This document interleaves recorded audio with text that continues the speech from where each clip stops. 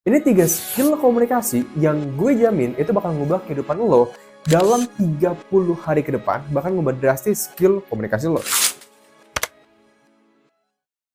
Dan tenang aja, pasti lo bingung kayak ada siapa nih muncul di YouTube gue dan ngebahas tentang ilmu komunikasi.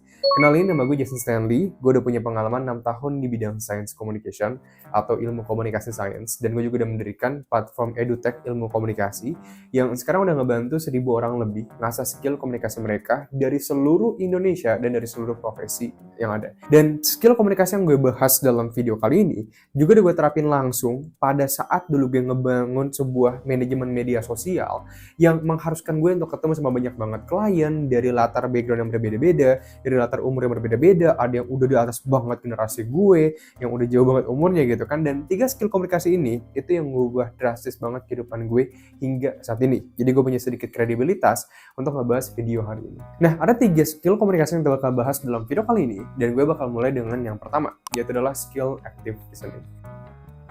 Nah, dari semua skill komunikasi yang ada di dunia ini, kayak ada ratusan skill yang bisa lo pelajarin dari ilmu komunikasi. Ada kayak misalkan ngelakuin gimana caranya lo berbicara efektif, atau mungkin persuasif komunikasi, yang bisa lo gunakan untuk bikin orang bilang iya ke yang lo minta, atau mungkin narapin karisma, atau mungkin retorika, atau mungkin berdebat. Intinya, di luar sana tuh ada banyak banget skill komunikasi yang bisa lo pelajarin.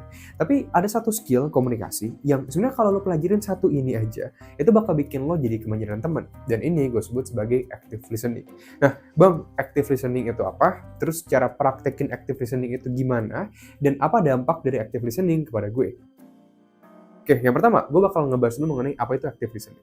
Active listening itu adalah ketika lo tuh benar-benar mendengarkan seseorang, bukan cuma sekedar mendengarkan doang. Kayak, Bang, sekedar mendengarkan dan benar-benar mendengarkan itu bedanya apa? Sekedar mendengarkan adalah ketika lo tuh mendengarkan masuk kuping kiri, keluar kuping kanan. Kayak, misalnya lo duduk nih, ya, temen lo bilang kayak, bro, gue lagi pusing nih. Oh, lagi pusing. Kenapa emang? Tapi udah habis itu lo kayak lupa lagi dia lagi pusing karena lo lagi mikirin kayak mungkin kerjaan lain, mungkin ada hal yang lebih penting buat lo pikirin, atau mungkin lo memikirkan kayak lo bakal jawab apa ke dia setelah dia selesai berbicara. Intinya lo nggak fokus di sana, hadir di sana untuk mendengarkan orang ini. Dan gue punya sedikit cerita untuk masalah active listening ini. Waktu itu pas gue lagi ngebangun Stanley Academy, Fire Enterprise, brand gue sebelum Stanley Academy, yang brand manajemen media sosial gue. Jadi gue tuh pas ketemu sama banyak banget klien kan gue tuh kebanyakan dari usia yang mungkin 30 sampai 50-an. Dan itu benar-benar beda generasi banget sama gue. Dan dari tim Stanley Academy yang anak-anak muda juga mungkin bisa relate. Kita kalau misalnya ngobrol sama orang yang lebih tua kan agak-agak susah gitu kan. Kayak gimana cara gue bisa ngobrol asik gitu loh. Karena beda topik yang dibahas kan. Nah, dari sana gue mikir kayak gimana ya caranya gue ketemu sama klien yang memang mereka beda umur dari gue, generasi dari gue, sedangkan gue anak muda yang berusaha ngejelasin apa itu media sosial ke orang tua ini gitu. Kayak maksudnya kan beda banget gitu kan. Dan dari sana gue mikir oke, gimana ya caranya. Nah, yang pertama yang gue ketemuin itu adalah sebelum gue mulai berbicara kepada orang-orang yang lebih muda atau yang lebih tua atau yang mungkin seumuran, hal yang harus gue lakuin pertama kali yang bikin siapapun nyaman ngobrol sama gue adalah cuman sekedar mendengarkan doang aja, kayak active listening. Nah, Bang, berarti active listening ini kan lo bilang tadi kayak beda dengan sekedar mendengarkan. Terus gimana cara gue ngelakuinnya? Nah, cara lo ngelakuin active listening itu sebenarnya ada beberapa tahapan. Satu, lo duduk di depan orang tersebut. Iya, sesimpel mulai dengan duduk. Yang kedua, lo ngeliat ke mata orang tersebut, ngelakuin eye contact. Yang ketiga, lo benar-benar menghadapkan seluruh badan lo, termasuk kepala, bahu, dada, perut, kaki, telapak kaki, semuanya ngadep full ke orang tersebut. Nah, setelah lo mulai ngadep ke dia, yang keempat adalah setiap kali dia berbicara, gue pengen lo ngangguk. Sesimpel ngangguk. Ini namanya body language dalam komunikasi. Yang kelima adalah lo menggunakan suara konfirmasi. Bang, menggunakan suara konfirmasi itu kayak gimana gitu. Jadi kayak misalnya sesimpel lo ngomong kayak terus nah, maksudnya kayak gitu-gitu doang, itu disebut sebagai suara konfirmasi. Ketika lo menggunakan suara konfirmasi, ini bakal menunjukkan kepadangan bicara lo bahwa lo benar-benar mendengarkan dia. Dan tunggu dulu, ada lagi yang keenam, yaitu adalah mirroring 3 kata terakhir. Nah, dalam komunikasi ada yang disebut sebagai NLP. Ini secara singkatnya komunikasi persuasi lah. Dimana kalau lo pengen bikin siapapun nyaman sama lo, bahkan digunakan sama teknik FBI, ketika mendengarkan itu lo harus ngelakuin namanya mirroring kata. Kayak, let's say misalkan gue bilang ke lo kayak, oh kemarin gue ke Bandung bro. Nah, gue kemarin ke Bandung. lo bisa ambil satu kata terakhir gue itu Bandung, terus lo bilang kayak, oh lo kemana ke Bandung, terus oke, lo ketemu sama si Kevin, terus oh I see, tapi si Kevin waktu itu pergi bareng temannya juga. Oke. Oh, dia masih James. Terus. Nah, ketika lo menggunakan mirroring kata terakhir, ini benar-benar menunjukkan banget bahwa lo itu mendengarkan apa yang dibicarakan oleh lawan bicara lo. Dan yang ketujuh terakhir adalah lo hanya perlu lebih banyak mengajukan pertanyaan. Kayak, misalkan klien gue waktu itu bilang ke gue kayak, oh Jason saya lagi ini banget. Soalnya real saya tuh nge-stuck gitu loh. Oh, oke. Nge-stucknya itu nanti dalam artian nggak benar-benar parah kan di bawah 100 views kah bahkan selalu. Oh, selalu. Oke. Terus nah, lo lihat, itu kombinasi antara dua hal. Satu, gue mirroring 3 kata terakhir. Dan yang kedua, gue lebih banyak bertanya. Kayak, oke, nge-stuck, what do you mean by stuck? Kayak, oke, nge-stuck, terus maksudnya nge-stuck itu semana? Di bawah 100 kah? Oh, oke. Tapi karena dia nge-stuck, udah dilakuin berbagai hal belum? Kayak udah coba di-upload di story, udah coba bikin konten yang berbeda, udah dicobain belum? Nah, itu gue bertanya. Gue benar-benar melihat berbagai angle yang ada dari sebuah informasi. Nah, Bang, ini bisa gue dapetin kalau apa? Gini, banyak orang yang mikir active listening itu memang powerful banget. Itu bakal bikin siapapun yang ngobrol sama lo betah ngobrol berjam-jam sama lo. Tapi pas mereka ngeliat 7 tahapan yang tadi gue bilang, itu kayaknya susah, rumit banget buat mereka lakuin. Dan banyak yang sering komen ke gue kayak bilang, Bang Jason, gue kayak susah banget nerapin active listening, entah kenapa. Dan apa yang harus gue lakuin? Pas gue tanya ke mereka, lo udah lakuin active listening sama berapa lama dan ke berapa banyak orang? Dan dia bilang kayak, 3 hari lah bang, ke 2 orang lah teman dekat gue. Kayak lo nggak bisa ngerubah. Gini, lo punya kebiasaan ngedengerin dari kuping kiri keluar kuping kanan selama misalkan 18 tahun lo hidup. Kayak gue juga sama dulu. Gue nggak pernah mendengarkan secara seksama ke orang. Dan setiap kali gue berusaha mendengarkan seksama, gue kayak ngantuk, kecapean gue dengerin ya. Tapi seiring berjalannya waktu, kayak gue setiap kali orang yang ngobrol sama gue bakal nerapin active listening, benar-benar kayak setiap orang yang ngobrol sama gue, dan gue lakuin itu dalam 30 hari ke depan, itu menjadi sebuah kebiasaan bagi gue. Kayak lo ngajak ngobrol 100 orang dengan ngelakuin active listening, otak lo bakal ngeliat perubahan signifikan banget gimana 100 orang ini ngobrol sama lo. Gue jamin 10%. Mereka semua itu bakal asik banget ngobrol sama lo, nyaman banget ngobrol sama lo, bakal nawarin lo kerjaan, business opportunity, jadi teman lo, jadi pasangan lo, bahkan kalau jadi bila gender misalkan. Intinya mereka bakal benar-benar berbeda banget daripada cuma sekedar mendengarkan doang. Mereka bakal nggak sabar pengen ketemu sama lo lagi. Mereka bakal nyaman ngobrol berjam-jam deh sama lo. Itu gue janji banget 1000%. Dan kalau lo lakuin ini ke 100 orang, 30 hari ke depan, kehidupan komunikasi lo bakal berubah banget. Ini untuk yang pertama, active listening. Yang kedua, itu adalah halo effect. Dan ini pelajaran yang gue dapet juga pas gue lagi ngebangun Voila Enterprise. Dan di media sosial gue. By the way, gue branding juga, rebrand jadi Stanley Agency. Nanti mungkin bulan ini. Jadi bagi lo yang mungkin tertarik buat bikin konten media sosial, boleh hubungin gue aja. Bang, halo effect itu apa gitu loh. Oke, halo effect adalah sebuah konsep psikologi yang bakal bikin lo itu jadi bisa lebih dihargain, bisa lebih didengarkan, bisa lebih diajak ngobrol sama orang bakal lebih pengen ngajak ngobrol lo, dan lo bakal lebih punya banyak teman. Ini halo effect, dan ini manfaatnya. Oke bang, halo effect itu apa, dan gimana cara gue nerapin halo effect? Halo effect adalah konsep psikologi yang menjelaskan bahwa kalau lo punya variabel X, lo bakal dihubungkan dengan variabel Y. Nah ini bingung bang, pasti kayak apa itu variabel X dan apa itu variabel Y? Oke, tadi gue ngomong kalau lo punya variabel X, lo bakal dihubungkan dengan variabel Y. Oke, berarti ada 3 hal, dihubungkan X dan Y. Ya dong, X hubungkan dan Y. Oke, kita bakal bahas dengan variabel X. Variabel X itu kalau kita kupas adalah karakteristik dari diri lo. Oke bang, kalau karakter X dikupas adalah karakteristik dari diri lo. Kayak gue pusing banget, maksudnya apa? Gini, misalkan lo ganteng. Misalnya lo ganteng, kita taruh ya di variabel X ini. Oke, lo ganteng. Nah, karena lo ganteng, maka lo akan dihubungkan, ingat ada kata hubungkannya, dengan mungkin kayak lo pinter, lo kredibel, lo kompeten, atau mungkin lo apa. Nah, jadinya, bang, karena gue ganteng, maka gue pintar dikiranya sama orang. Yes, itu efeknya.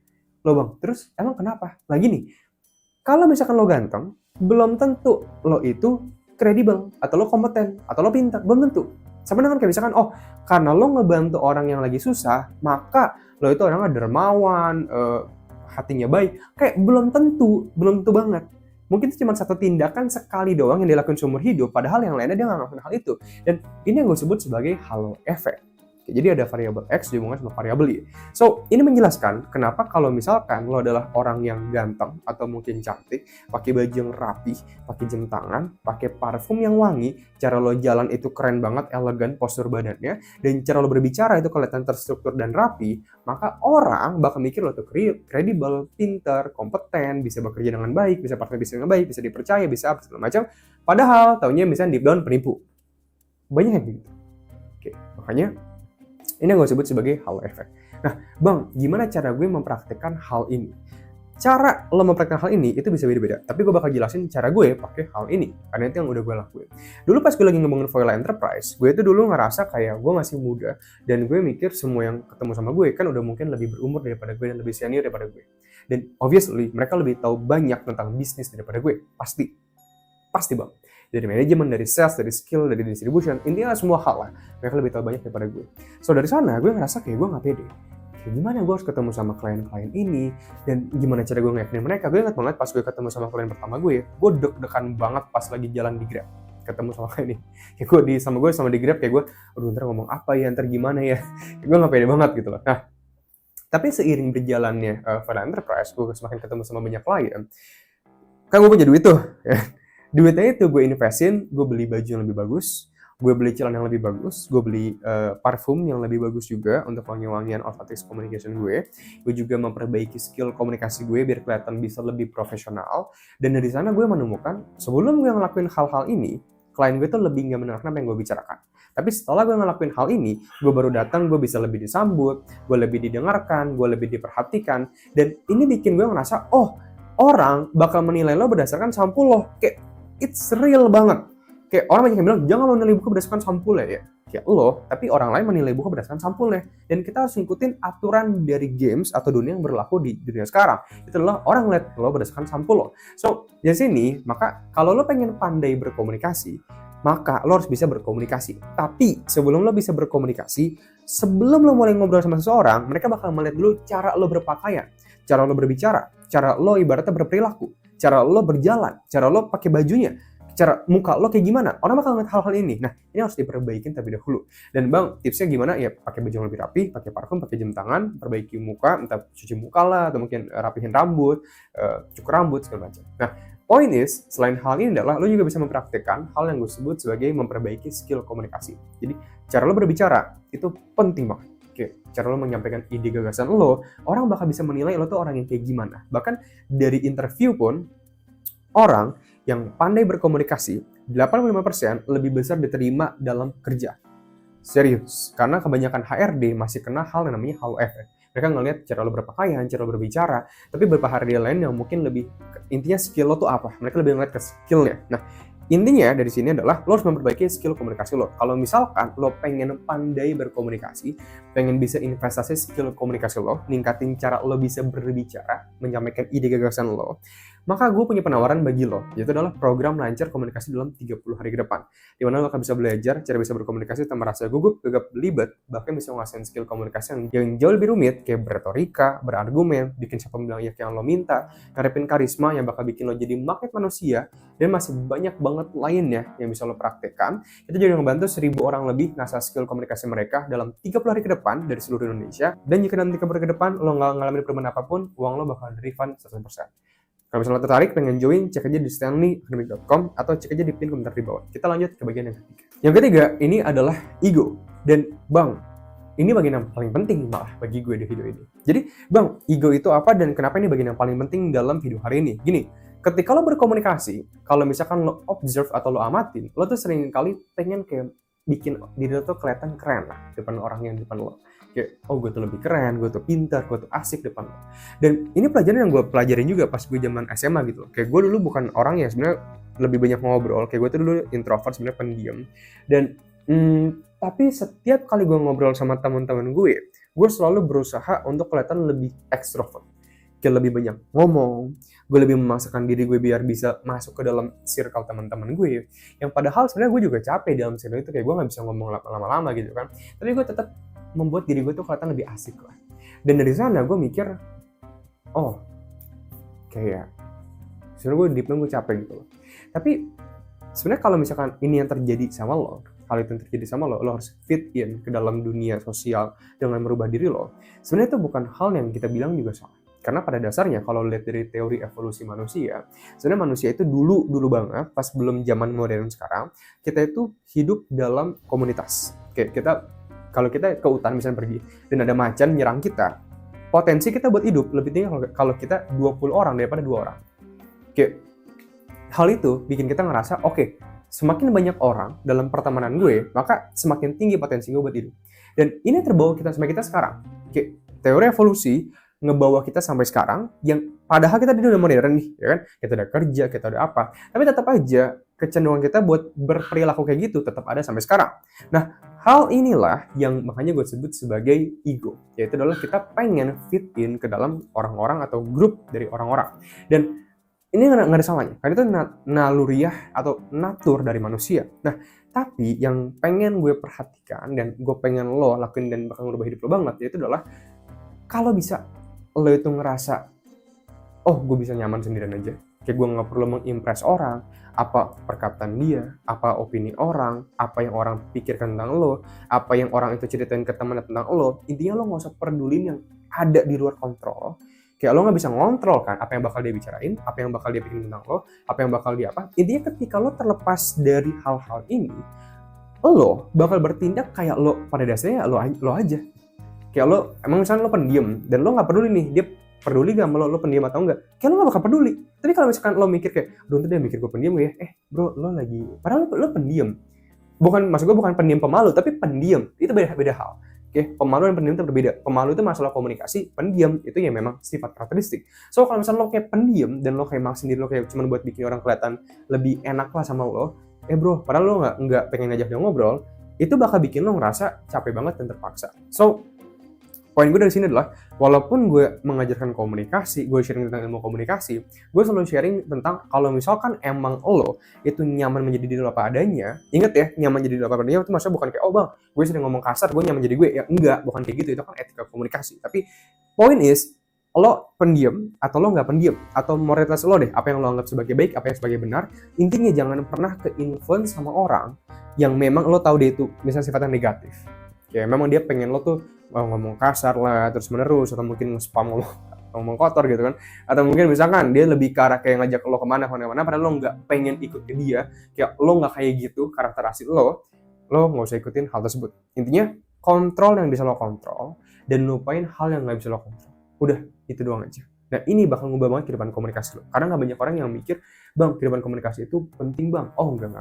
Bukan masalah cuman kayak lo, cara lo berkomunikasi, tapi landasan hidup lo juga. Kayak moralitas lo, tentang yang tadi gue bilang, tentang ego, kayak lo pengen nyenengin orang, itu juga penting banget, berpengaruh banget dalam kehidupan komunikasi lo. So, itu 3 hal yang bakal ngubah kehidupan lo banget dalam 30 hari ke depan dalam dunia komunikasi. By the way, jangan lupa kalau misalnya pengen join Stanley Academy, cek aja pin komentar di bawah. Bye-bye.